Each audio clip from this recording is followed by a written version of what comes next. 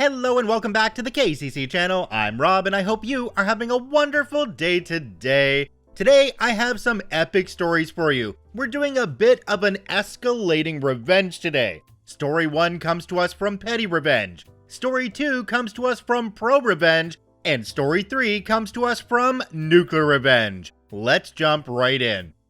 This story comes to us from I Nom Nom Awesome. I reported my annoying neighbor until he moved. I just want peace and quiet and to be left alone. I'm in my late 20s and live alone, and I really hate kids. My neighborhood is a group of separate houses without yards that are spaced close to each other. I've lived here for 5 years by myself and it's perfect. Everything I've ever wanted. No yards to take care of and no kids around making noise.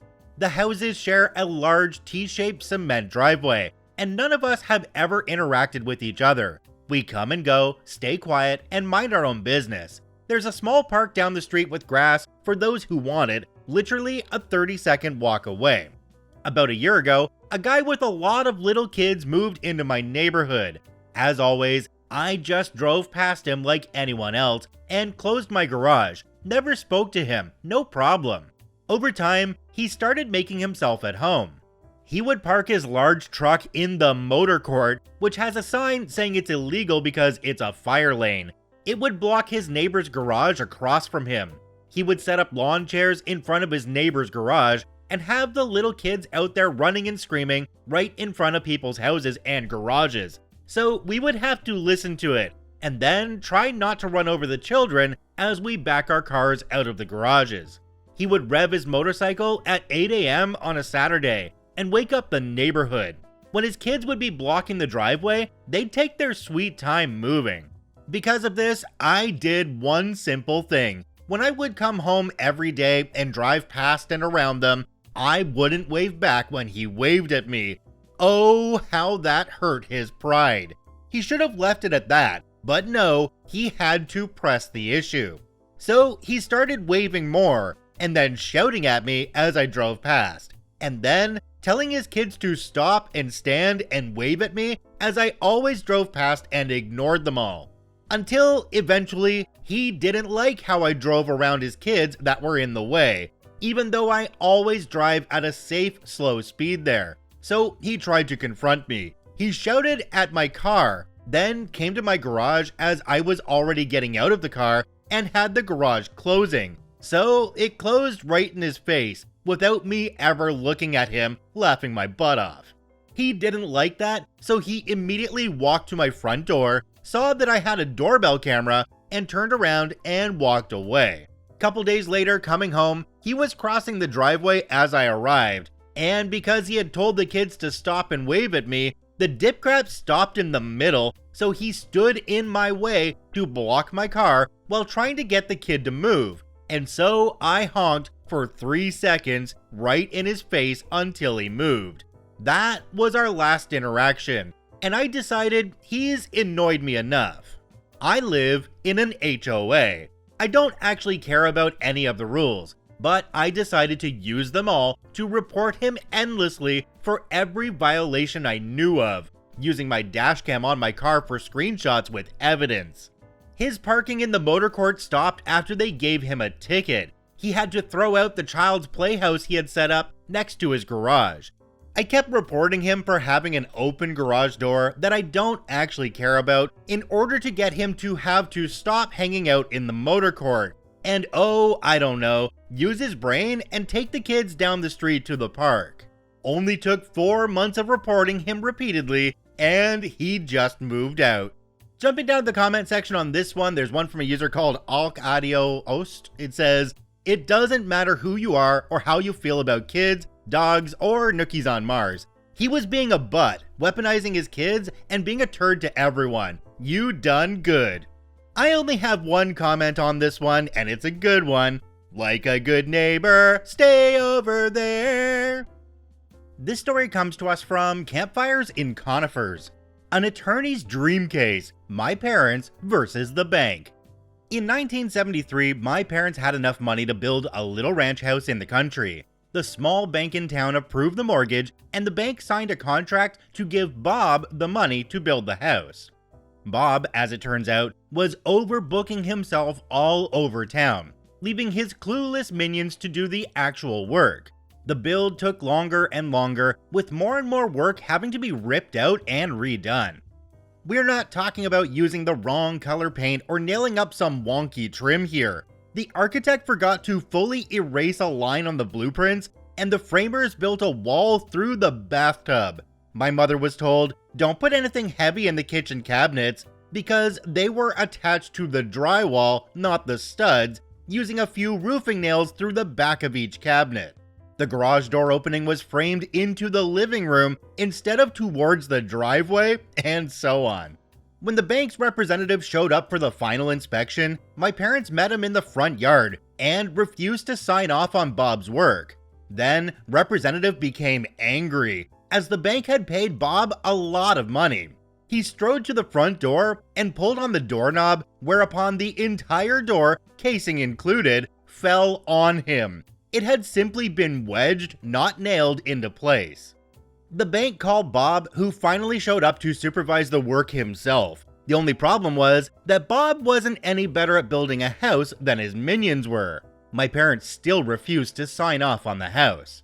My mother was a stay-at-home mom in a nasty rental with 2 tiny children, while my dad was working 2 jobs while this was going on. Throughout the entire process, the bank and Bob treated them very poorly, bullying my mom and lying to my dad. What should have been an exciting time for my parents was ruined. My mom cried a lot. My dad got depressed. Finally, the bank threatened my parents with foreclosure, and Bob threatened to sue my parents for breach of contract because the bank refused to pay him any more money. So my exhausted parents went to an attorney and gave him the rundown.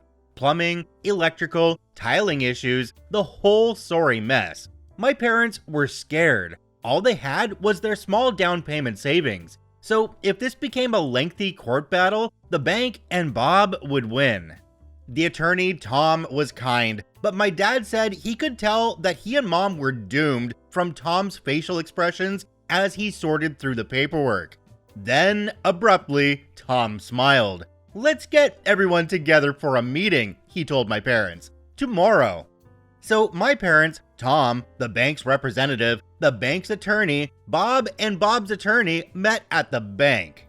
Tom didn't give anyone else time to begin. He said, well, my clients have decided that they no longer want this house. Please remove it. Everyone else starts to laugh. Remove it? Have you lost your mind? Tom, in a sweeping theatrical gesture, placed a deed on the table. My clients own the land the house is sitting on outright. They no longer want the house. Get the house off my client's land. Bob's attorney stared at the deed and then turned and stared at Bob. You built a house on land you don't own? Bob nodded. The bank's attorney started yelling at the bank's representative.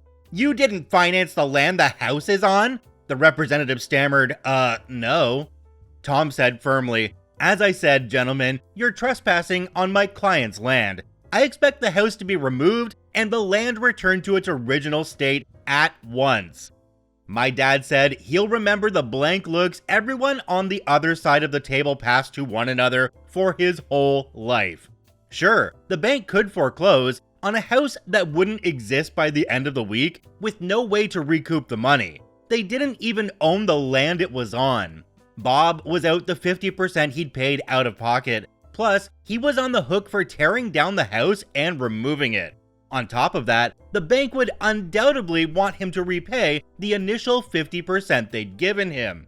Could they have gone after my parents? Sure. A foreclosure would have meant bad credit for my parents moving forward. They might lose their down payment. But to sign off on the house in its condition at that time would have meant thousands and thousands of dollars in cash to replace and repair everything, from the roof to the basement, before the house could be safely lived in. The bank knew my parents didn't have that kind of money. They're the ones who approved the mortgage. Suddenly, my parents were good people. It was all such a misunderstanding, and the bank and Bob couldn't do enough for them. The house was brought in line with the original blueprints and specifications immediately. at no extra cost to my parents, but at considerable cost to Bob. My parents signed the mortgage, Bob got the rest of his money, and just about broke even on the build. The bank's representative was fired. And Tom, attorney extraordinaire, got a stinging tale of triumph to recall to fellow attorneys for the rest of his life. OP added a couple edits at the bottom. The first one says, "Before you question this tale, please remember that 1973 was 50 years ago. Banks did things differently back then. Smaller rural banks in particular were not run the same way the bigger city banks were.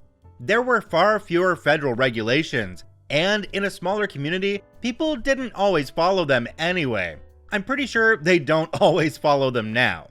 The second one says, "Yes, they built a wall through the bathtub. No, I'm not making that up.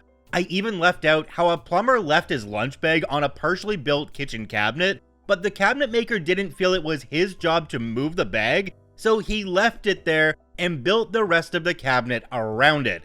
I don't know where Bob found these people, but they were gems, every one of them." Another edit at the bottom says, "I must admit that I'm immensely surprised at the traction this story has gotten. The bank and Bob put together very poorly written and pretty much unenforceable contracts. My parents' attorney figured this out, and the bank and Bob had to back off. I thought this was interesting, but surely not the one and only time this happened. Aren't contracts being written all the time by clueless people? Is this really that unique? I guess we should be glad it is. Thanks for reading." Jumping down to the comment section on this one, there's one from a user called GT Beamer. It says, "I would have said, nope, remove the house. I'll have someone else build it. They could have gotten so much more. They could have gotten a steep discount or more rooms for sure. The gap between where the bank currently was and what the maximum inflictable damage was huge." OP responded to this comment and said, "I agree. I think my parents were just worn out and tired from the whole mess and just wanted their house. But still, I agree with you." Yeah, I don't think I'd want to live in that house either, because the things that OP was describing were the things that you could easily see. What about all the framing issues that are behind the drywall? Ugh, that makes me cringe. You're living in a house that you can't trust. Personally, I wouldn't want that hanging over my head the whole time. So yeah, remove the house and let's find somebody else to build a good one. This next story comes from the NuclearRevenge subreddit, and it's a pretty brutal one, so viewer and listener discretion is advised. This one comes to us from DisciplineOK6283. "Essay, my friend, say goodbye to your good health and sports career. My friend was essayed by an upcoming athlete at a party. Let's call him Mark. It hurt me seeing her state afterwards. It was like she was a shell of the person she used to be. She began to flinch whenever someone reached out their hands to her, even if it was her own family. Mark, not knowing that I was friends with her, even bragged around me that he got handsy with her at the party. I was a vaccine administrator with the local health department. In my country, anyone can quickly get certified to administer a vaccine by completing a short course. Vaccines are a marvel of modern science and have saved many lives. However, they need to be administered correctly, or they can cause painful and lifelong shoulder injuries. This is called SIRVA, shoulder injury related to vaccine administration. Basically, a vaccine should be injected at least 2 inches, equivalent to 3 finger widths, below the very top of the shoulder. If administered too high on the shoulder, the vaccine can enter the shoulder joint, potentially leading to a lifelong injury. This injury can severely restrict the shoulder's range of motion, making even simple tasks like dressing excruciatingly painful. It can also be prevented by wearing a t-shirt, rolling up your entire arm, and being in the same position, seated or standing, as the vaccine administrator. Now, the entire sporting team had to be vaccinated against COVID-19 to continue playing. Since they were getting their vaccine through the state, and since I had a good rapport with my boss, I managed to get myself assigned to that vaccination site. I correctly administered the vaccine to all the athletes, ensuring the injection was at least 2 inches, 3 finger widths, below the top of their shoulders. However, when it was Mark's turn, I deliberately positioned the needle right at the top of his shoulder and injected. Mark didn't play in his next game the following weekend. My friends mentioned he was possibly sick with COVID. But as weeks turned into months, Mark still wasn't back in the game. Rumor had it that Mark mysteriously developed a shoulder issue, preventing him from continuing in athletics.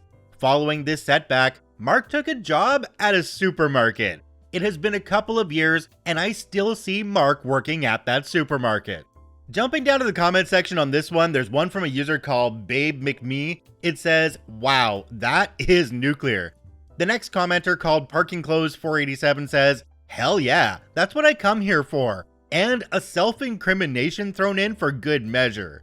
This is one story that really fits the title of this subreddit. This is definitely nuclear revenge. This guy's sports career was completely ruined, thus changing the trajectory of his life. Definitely nuclear. OP, all I can say is, wow.